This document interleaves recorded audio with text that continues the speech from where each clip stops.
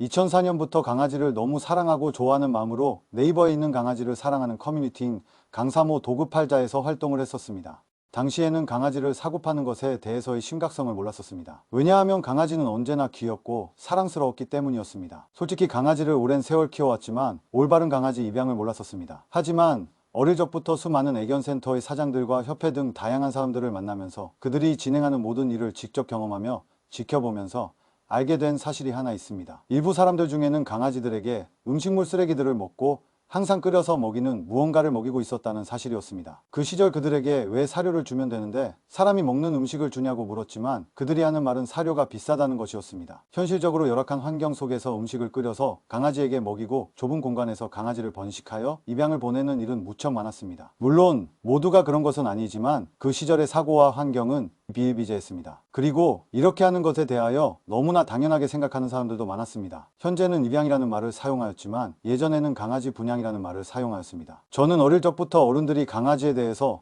소위 말하는 돈벌이를 하는 모습을 많이 지켜봤습니다. 그리고 그것이 한 번도 나쁘다고는 생각한 적이 없었습니다. 왜냐하면 그것은 나와 다른 세계라고 생각했었기 때문이었습니다. 하지만 저희 자아가 형성되면서부터는 그런 행동들이 무척 마음에 안 들었습니다. 그들이 저렇게 강아지를 분양하고 저렇게 돈을 버는구나 정도였습니다. 하지만 저는 강아지가 너무 좋아서 어른이 되면 꼭 강아지를 분양을 해보고 싶었습니다. 너무 행복한 일이라고 생각했습니다. 그러나 인터넷 강아지 분양이라는 사업을 직접 해보고 농장도 가보고 여러 가지 환경을 실제로 경험하고서부터는 너무나 충격적인 것을 알게 되었습니다. 그것은 수많은 강아지들이 좁은 철장에서 새끼만 빼는 기계로 살고 있다는 사실이었습니다. 너무나 슬픈 것은 그런 사람들이 돈을 많이 벌어 교수도 하고 반려동물에 대해서 중요한 요직에 자리를 잡았다는 사실입니다. 지나온 과거를 보며 비윤리적으로 삶을 살아온 어른들이 무척이나 많습니다. 그러나 그런 사람들 중에 심사위원과 교수를 하고 있는 것을 보며 이 반려동물 산업이 얼마나 골마 있는지를 알게 됩니다. 그렇게 윤리적으로나 삶이 떳떳하지 않지만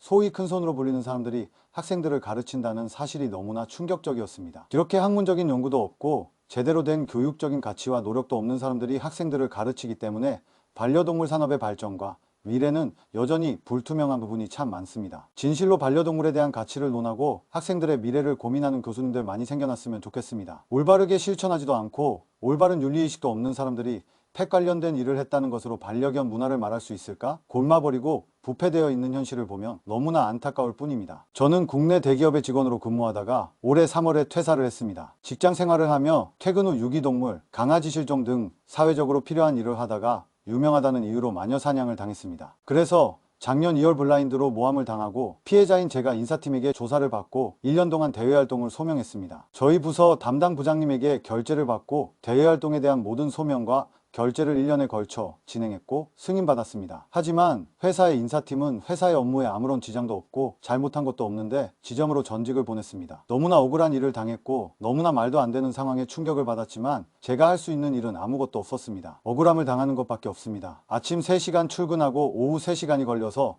집으로 돌아오는 것은 전체적으로 6시간이 걸렸습니다. 인사팀은 말을 했습니다. 저를 생각해서 그렇게 했다고 했습니다. 그런데 저는 너무나 억울했고 IT 업무를 20년 동안에 오다가 하지 못한 것에 대해서 억울해하게 되었습니다. 차세대 프로젝트, 미래 컨택센터 프로젝트 등 회사에 필요한 업무에 대해서는 성실히 수행해왔으며 차세대 프로젝트에서는 한두 시간 자고 출근하고 새벽 장애 조치를 처리하기 위해 정말 바쁘게 살았습니다. 좋은 직장으로 생각하며 누구보다 열심히 일했습니다. 또한 상품 처리 원장 등 주 원장에 대한 시스템, 인프라 아키텍처 등 IT 전반의 업무를 누구보다 관심을 가지고 열심히 일해왔습니다. 그러나 회사 일을 마치고 불쌍한 유기동물과 어려운 사람들을 돕는다는 것이 직장인으로서는 하지 말아야 되는 것인지는 몰랐습니다. 회사에서 요청하는 펫 페스티벌, 자문, TFT 등 회사 업무상 필요한 반려동물 관련된 업무나 요청은 열심히 이행하여 주었습니다. 그러나 이러한 부분으로 인해 저는 IT 부서에서는 안 좋은 소리를 들어야 했고 타 부서를 돕는 것은 당연한 것으로 대우를 받았습니다. 이렇게 좋은 회사를 다니며 자부심을 가지는 삶을 살아왔지만 왜 내가 이런 대우를 받아야 하는지 알지 못했습니다. 성실하게 삶을 살았지만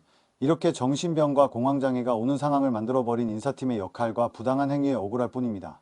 이 또한 제가 선택한 것입니다. 불쌍한 유기동물과 어려운 사람들을 돕겠다는 저희 신념은 여전히 변한 것이 없습니다. 악의적인 블라인드 익명성 앱으로 시작된 마녀 사냥과 비합리적인 전직으로 저에게 정신병과 공황장애가 찾아온 것이 너무나 슬프기만 합니다. 그러나 이 땅에 죽어가는 유기동물과 살릴 수 있는 반려동물을 위해 제가 선택했기에 이러한 상황도 모두 인정하고 그냥 잊으려 합니다. 사실 저에게는 늘 도움을 주시는 많은 분들이 있습니다. 늘 숨은 곳에서 얼굴과 사진 찍는 것을 드러내지 않지만 어려운 사설 보호소나 어려운 곳에 물품을 보내주시는 대표님과 임원분들이 참 많습니다. 그들의 격려와 따뜻한 말 한마디에 다시 힘을 내려 합니다. 저는 회사를 다니며 그분들의 마케팅이나 반려동물 산업에 대한 컨설팅을 하면서 저는 참 뿌듯했습니다. 이제는 더 당당히 그분들을 도울 수 있을 것 같습니다. 이제 회사를 나와 직접 어려운 유기동물들과 강아지 실종 등 사회적으로 필요한 일을 하는 것에는 후회하지 않습니다. 저는 더 열심히 노력하며 살 것입니다. 억울하지만 현실을 인정하고 더 큰 뜻을 위해 노력하는 삶을 살아가겠습니다. 상고를 나와서 수많은 해외 IT 자격증과 학력적으로도 저는 경영정보학 박사까지 받았습니다. 그런데 왜 저의 인생에서 반려동물에 대한 글을 쓰며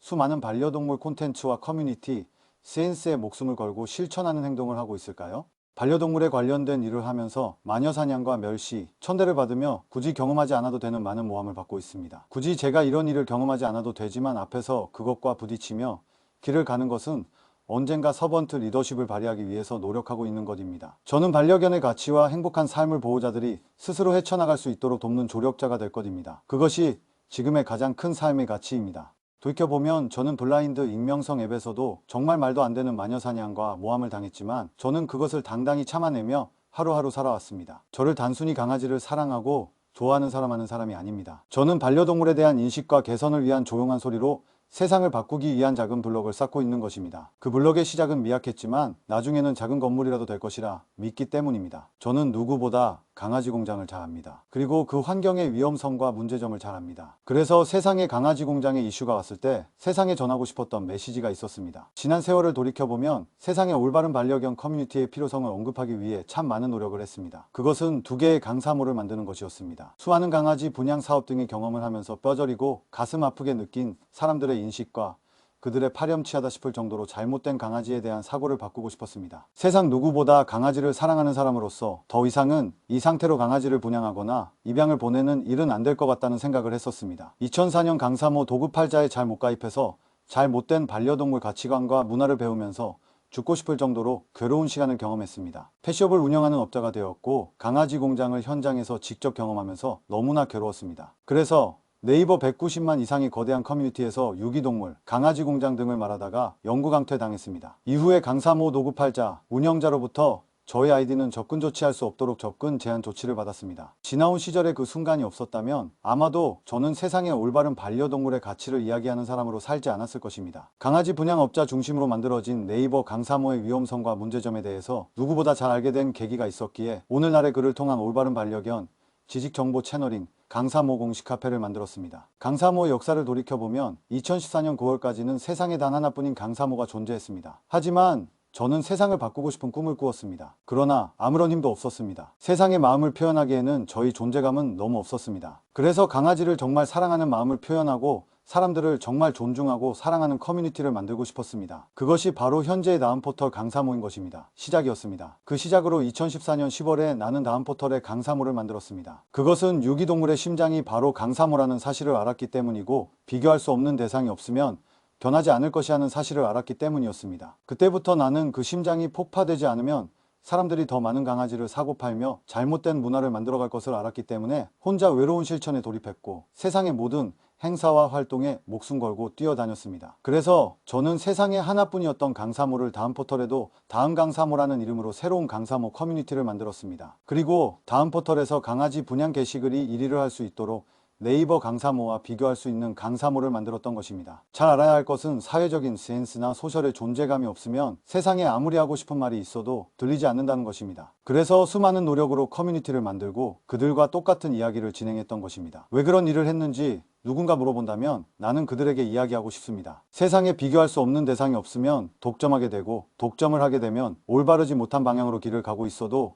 브레이크를 걸 수가 없습니다. 저희 목표는 네이버 강사모의 잘못된 강아지 분양 게시판을 삭제하는 것이었습니다. 현재도 알 수 있지만 네이버 강사모에는 1,800만 건 이상의 강아지 분양 게시글이 존재합니다. 이것은 정말 엄청난 것입니다. 저는 마케팅 법인의 CE로서 마케팅 기법의 스노우볼링 기법을 적용해 보았습니다. 이슈의 바람을 태우는 마케팅적 표현들을 기획했고 적용했습니다. 그리고 세상에 메시지를 전했을 때 정말 많은 변화가 있었습니다. 저는 사람들에게 이렇게 이야기했습니다. 이렇게 사람들이 개를 쉽게 사고 팔 수밖에 없는 환경을 조성한 커뮤니티의 중심이 강사모가 아니라고 누가 말할 수 있을까요? 생각 없이 개를 사고 팔았던 현실을 누가 말할 수 있을까요? 그래서 2016년 스위스 동물농장의 강아지 공장에 대하여 언급되었을 때 처음으로 다음 강사모의 강의지 분양 게시글 6만 건 전체를 모두 삭제해버렸습니다. 이 수치는 카페를 폭파하는 수준인 10만 건, 데이터의 60%를 의미합니다. 그때 저는 문구에 이렇게 썼습니다. 더 이상 눈물이 나서 저희 카페에서는 강아지 분양 게시글을 모두 삭제합니다. 앞으로 강아지 분양 게시글을 작성하실 수 없습니다. 그리고 그동안 준비했었던 강아지를 사랑하는 마음을 표현하기 위해 거리로 나섰습니다. 기자회견에 참여했고 세상에 저희 뜻과 마음을 반려견과 함께 표현했습니다. 아직도 사람들은 모릅니다. 왜 강사모라는 커뮤니티를 통해서 올바른 교육의 지식적 가치와 정보를 이야기하는지를 말이죠. 한 해 평균 유기동물이